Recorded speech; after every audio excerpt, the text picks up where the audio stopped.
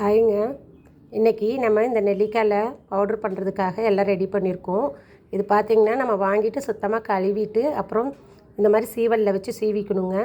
சீவிட்டு நம்ம பவுடர் பண்ணுறோம். இந்த நெல்லிக்காயில் பார்த்திங்கன்னா கால்சியம் சத்து அதிகமாக இருக்குது, ஆன்டி ஆக்சிடென்ட்டுங்களாம் இருக்கிறதுனால இது இயற்கையான மருத்துவ குணம் இதில் இருக்குது.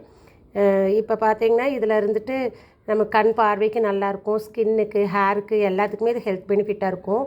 இது சீசன் கிடைக்கும்போது நீங்கள் வாங்கிட்டு இந்த மாதிரி செஞ்சு நல்லா வெயிலில் காய வச்சு எடுத்து வச்சுக்கிட்டோம்னா நம்ம வந்துட்டு இந்த சீவலாவும் எடுத்து சாப்பிட்டுக்கலாம்.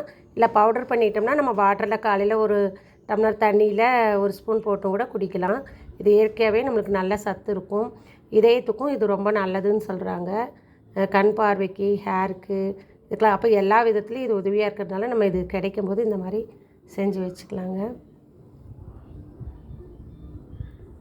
இப்போது இது கூடயே நம்ம இந்த பீட்ரூட்டையும் சேர்த்து மிக்ஸ் பண்ணி பவுடர் பண்ணிக்கும்போது இந்த பீட்ரூட்டில் இருக்கிற சத்தும் கிடைக்கும். நம்மளுக்கு ப்ளட்டுக்கானது எல்லாமே இதுலேயும் இருக்கிறதுனால இதுவும் கிடைக்கும். இது ரெண்டும் சேர்ந்து நம்ம பவுடர் பண்ணி காய வச்சு பவுடர் பண்ணும்போது பார்த்திங்கன்னா ரொம்ப டேஸ்ட்டாக இருக்கும். இதுவும் அதே மாதிரி தான் நல்லா காஞ்சதுக்கப்புறம் பவுடர் பண்ணிவிட்டு நீங்கள் ஒரு ஸ்பூன் வாட்டரில் போட்டு மிக்ஸ் பண்ணி குடிக்கலாம். ரொம்ப நல்லதுங்க. நீங்களும் செஞ்சு பாருங்கள். தேங்க்யூங்க.